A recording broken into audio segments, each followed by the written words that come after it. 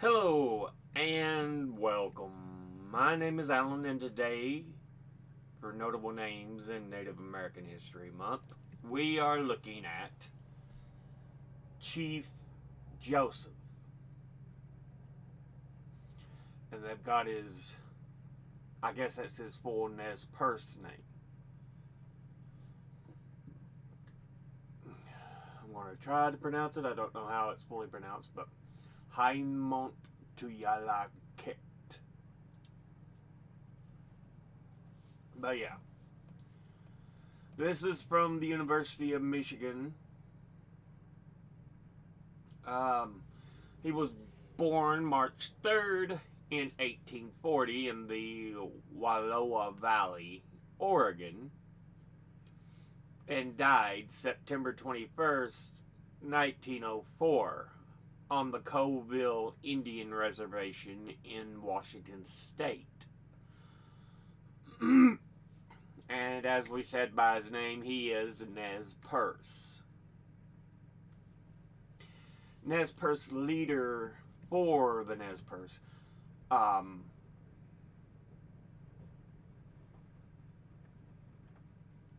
And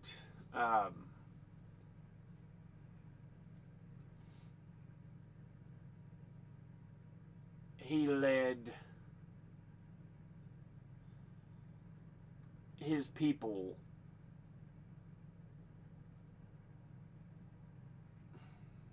on a attempt to escape from the U.S. military.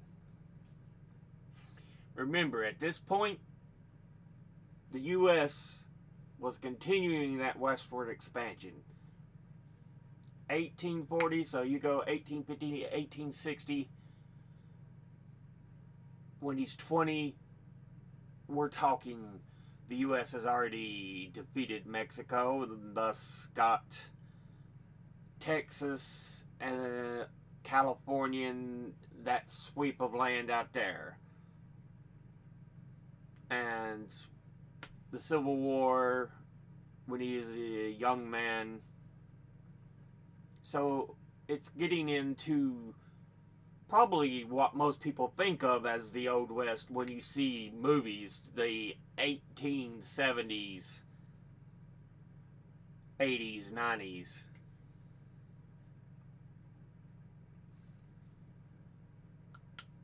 And he's tired of the encroachment. And, he just wants to be, as most native tribes did, just leave us be. Let us live our lives. But unfortunately, that's not what was allowed by most of the U.S., particularly the white settlers. I want to find my land to make my riches. It was already someone else's land. You're just stealing from them.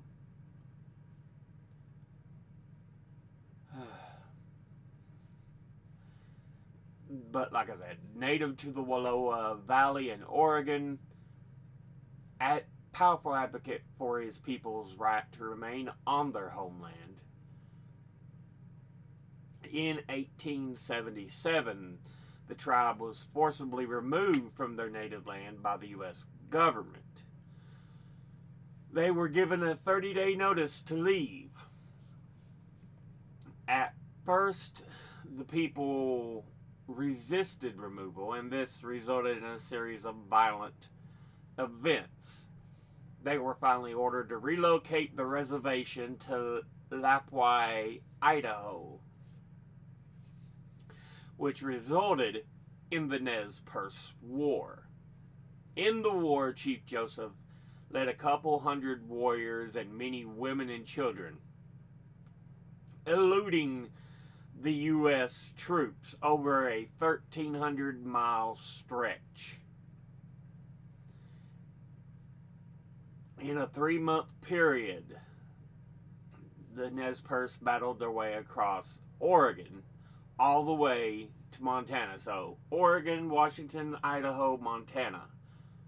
and they were one of the things they were looking to do was to get to Canada, but they were finally caught. Like it was just couple handfuls of miles from the border. Um, the tribe first attempted to settle with the Crow in Montana, but the Crow natives refused to help them. Joseph and his people then headed north in hopes of taking refuge with the Lakota tribe that was led by Sitting Bull. The Nez Perce were skillful warriors in the battlefield, which earned them great respect and admiration among the opposing cavalry and the general public.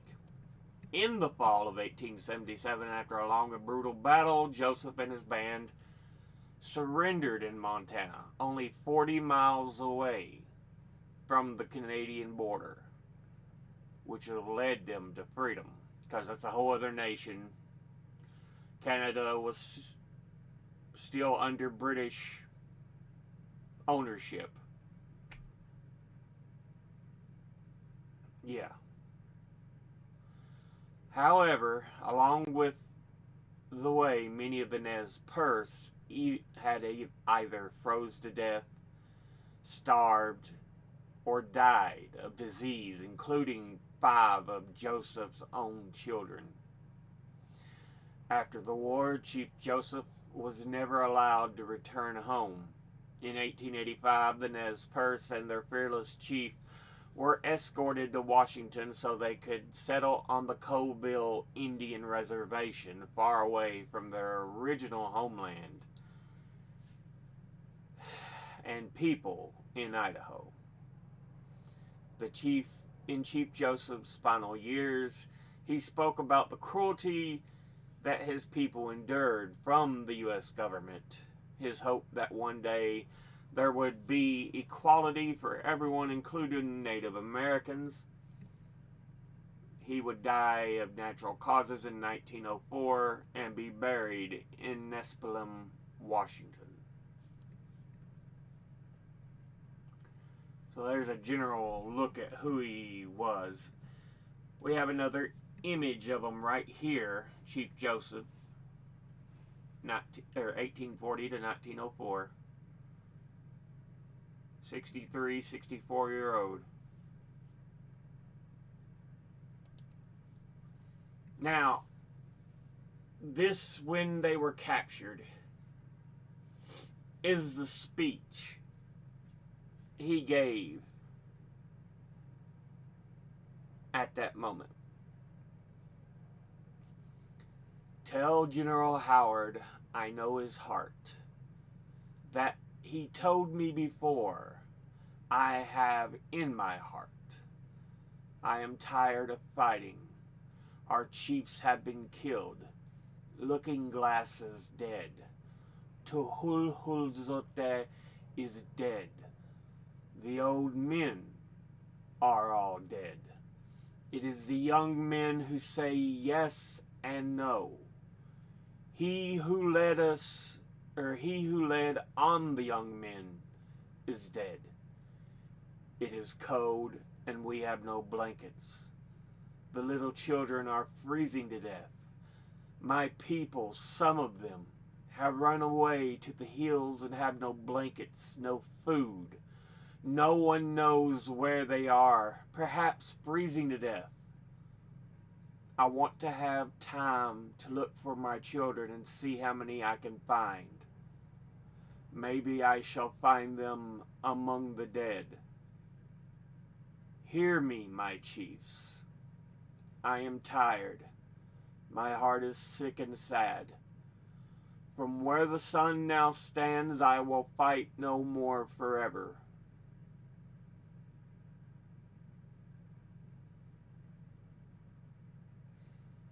So, he's like, we are having been chased away from our homeland, just looking for sanctuary of some kind, so you will just leave us be, let us live our lives. But we have to run.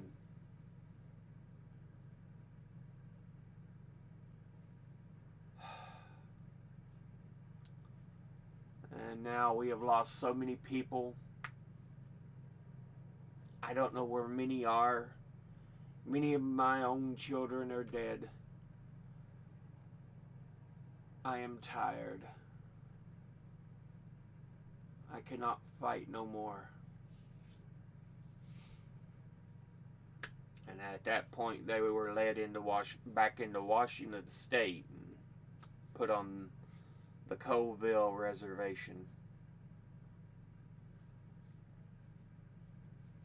So yeah. Let's look at Britannica here. The Nez Perce tribe were one of the most powerful in the Pacific Northwest, and in the first half of the 19th century, one of the more friendly to whites. So, first half of the 19th, remember, it's early 1800s. Many Nez Perce, including Chief Joseph's own father, were converted to Christianity, and Chief Joseph was educated in a mission school. The advance of white settlers into the Pacific Northwest after 1850. So yeah, the Mexican-American War had already been fought and over, but we weren't quite into the Civil War, caused the U.S. to press the Native Americans of the region to surrender their lands and accept resettlement on small and often unattractive reservations. Some Nez Perce chiefs, including Chief Joseph's father, questioned the validity of treaties pertaining to their lands negotiated in 1855 and 1863 on the ground that the chiefs who participated in the negotiations did not represent their tribe. And this would happen a number of times. When the U.S. says, we want to get a treaty, sometimes it wasn't even with people that were leaders of the tribe or represented the tribe at all.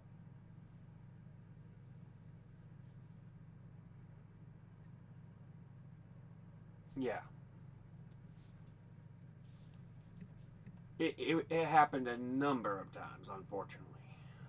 When the U.S. attempted in 1877 to force the dissenting Nez Perce to move to a reservation in Idaho, Joseph, who had succeeded his father in 1871, reluctantly agreed.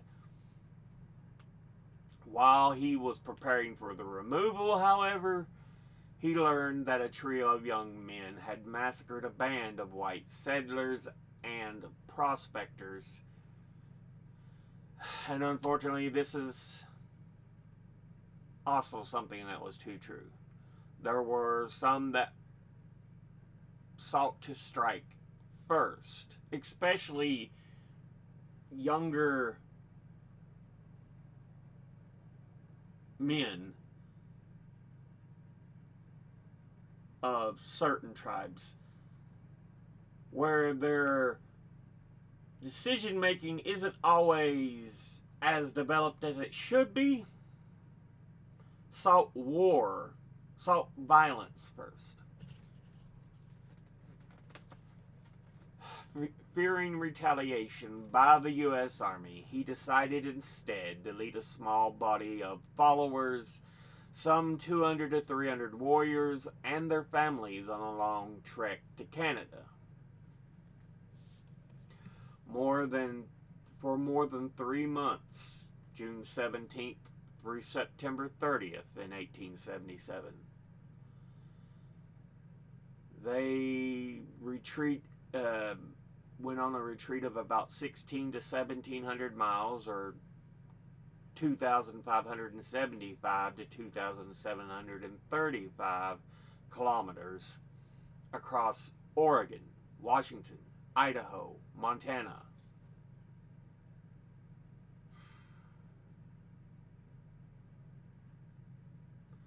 outmaneuvering the pursuing troops, which outnumbered Joseph's warriors by the ratio of at least 10 to 1.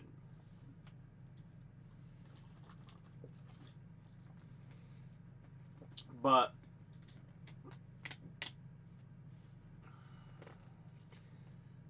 they would continue on that retreat. With the retreat itself, admiration of some whites by his humane treatment of prisoners, his concern for women, children, and the aged,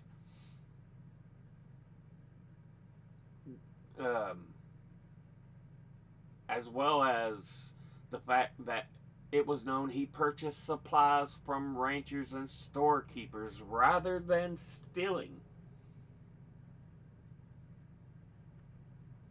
Many times he showed he was more civilized than the U.S. military in this fact. It won him great admiration from many white citizens. Unfortunately, they were finally surrendered in the Bear Paw Mountains of Montana, 40 miles from the Canadian border.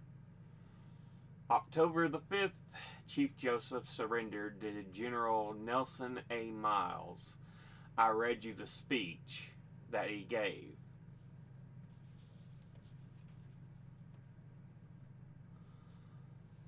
Joseph and his band were sent at first to a barren reservation in what was then Indian territory, what is today modern Oklahoma. There, many got sick and passed. It wasn't until 1885 where the remnants of his tribe were allowed to go to a reservation in Washington State, though still in exile from the valley they had called their homeland. Meanwhile, Chief Joseph had made 2 trips to Washington, D.C., where he presented President Theodore Roosevelt,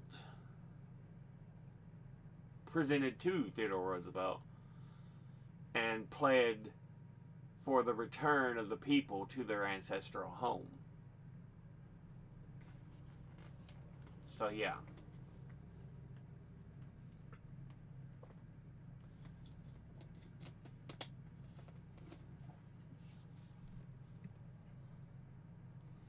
But that's all they got on Britannica.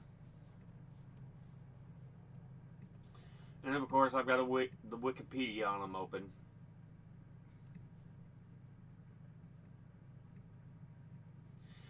Okay, they've got a different, more direct type how you would pronounce his name.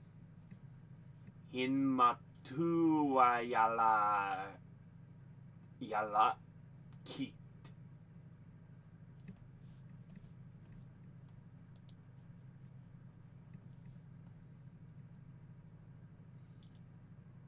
Here, I'm so used to the way English would have it to be Hinmatuyalaket.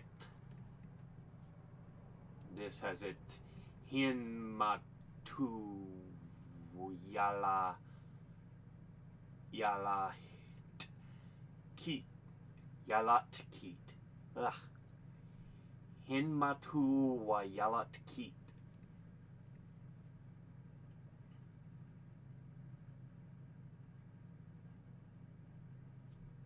Okay. Another portrait, this one from 1903.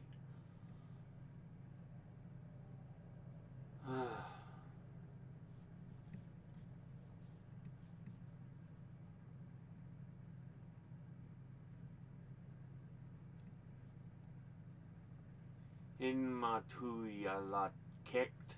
So apparently the Kekt was one. There's Yalatkit.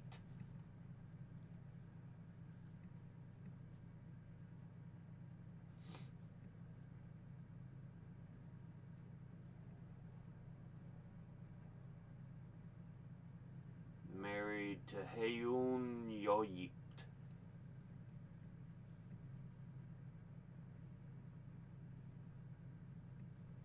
Signature. But yeah, that's where they lived. Kind of on the Ohio-Idaho border.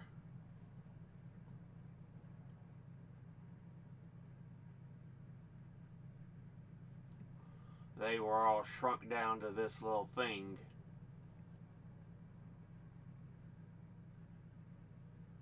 By a treaty.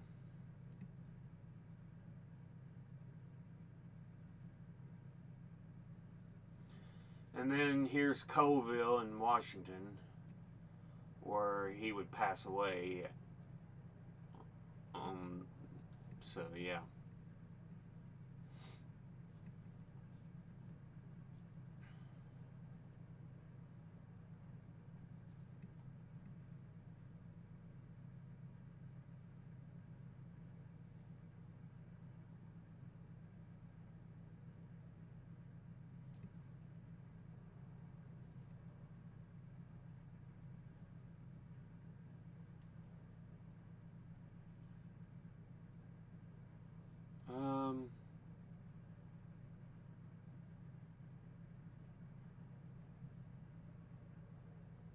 So coverage of the war by U.S. newspapers is what spread this information about who Joseph was and his actions, and got him a lot of popularity even among Americans. So yeah.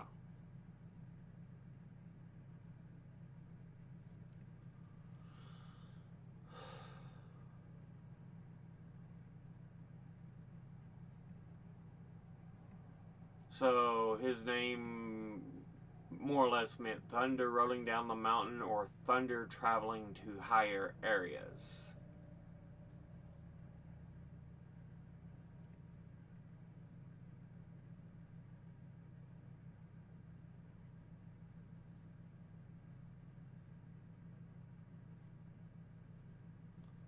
I think we know the majority of that for the most part, but yeah. Cheap Joseph.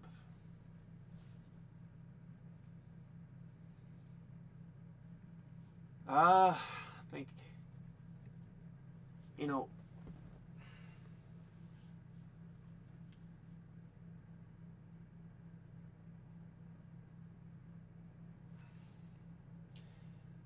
I've tried to make the point before that I'm glad to be an American, but we must also recognize the evils that happened to bring us to this point.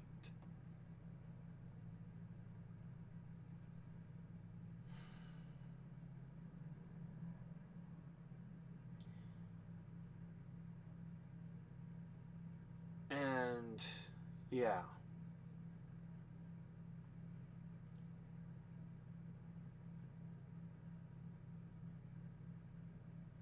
It's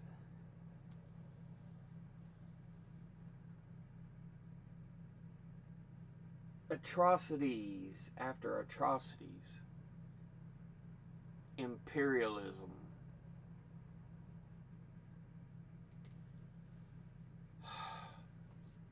You have slavery, you have the treatment of the Native Americans, you have wars to spread the nation further, so you're also fighting Native Americans. Oh my goodness. We fought with Mexico to take land. Like I said, Texas and a lot of the land as you went up through California to the coast there. That was Mexican. But we fought a war with Mexico in the 1840s, and that became U.S. territory.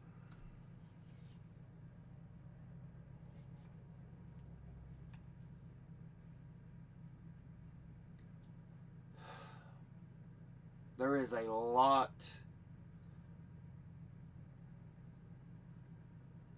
of distasteful things done by this nation.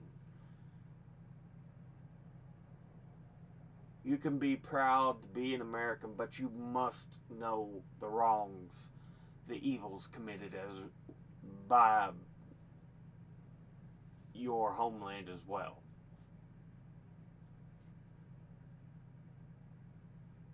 Anybody who refuses to acknowledge it doesn't care about the truth, the history, the facts of the matter. They just want something they can say, see, we are great. No, we have done a lot of good things, but we have done a lot of horrid things.